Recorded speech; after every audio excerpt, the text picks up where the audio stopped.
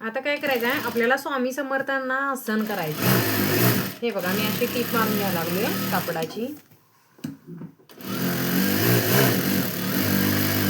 हे बघा, ही उलटी बाजू आहे, ह्याच्या खाली अस्तर आहे. हे बघा असं. आता मी काय केलंय, तिन्ही बाजूनं शिलाई मारून घेतलेली आहे. आता राहिलेलं कापड एक्स्ट्रा मध्ये कट करणार आहे आता मी. हे बघा असं.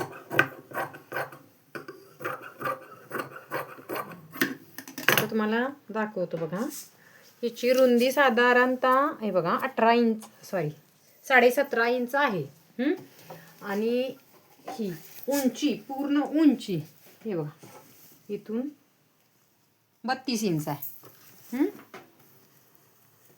तर आता मी काय करणार आहे, हे उलटं कापड ठेवलेलं हे सरळ करून घेतले. आता हे बघा, हे असं कोपरे व्यवस्थित काढून घ्यायचे ह्याचे.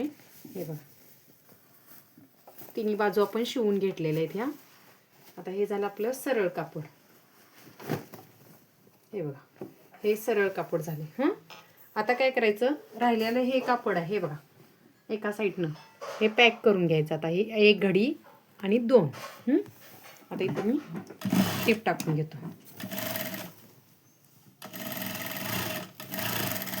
हे बघा, या अशा पद्धतीनं आता टीप टाकलेली आहे बघा.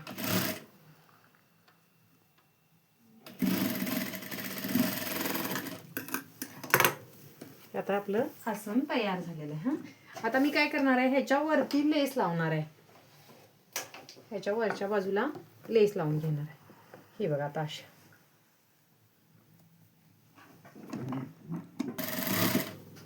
आता मी काय केलंय, ही बारीक अशी लेस लावून घेतलेली आहे बघा, अशा पद्धतीने.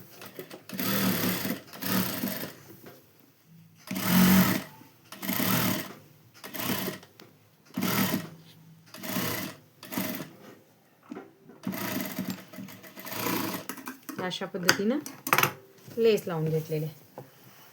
आता इकडल्या साईडला पण अशीच लावून घ्यायची.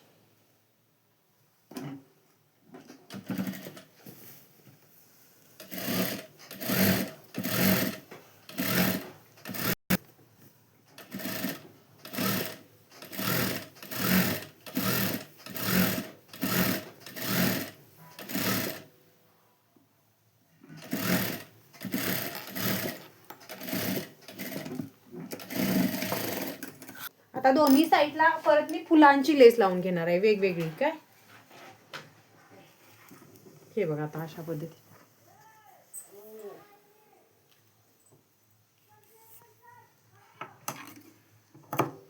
हे बघा, ह्याच्यावरती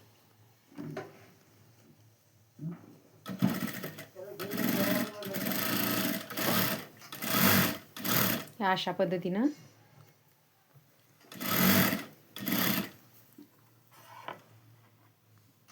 तुम्ही कुठल्याही कलरची वेगळ्या लावू शकताय. माझ्याकडे जी अवेलेबल आहे ती मी लावलेली आहे. हे स्वामी समर्थांचं आसन करते मी. हे बघा,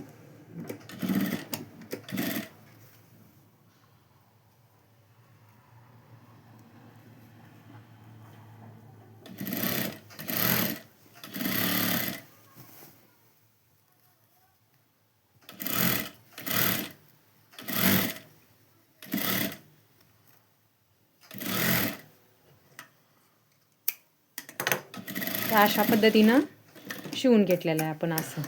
आता मी तुम्हाला दाखवतो वेगवेगळ्या कपड्यांची वेगवेगळी मी आसनं तयार केलेली आहेत. ती कशी तयार केलेली आहेत हे पण दाखवतो मी तुम्हाला. ही बघा, हे अशा पद्धतीनं आपलं हे आसन तयार केलेलं आहे. हे बघा, अशी वेगवेगळी आसनं तयार करून घेतलेली. हे बघा,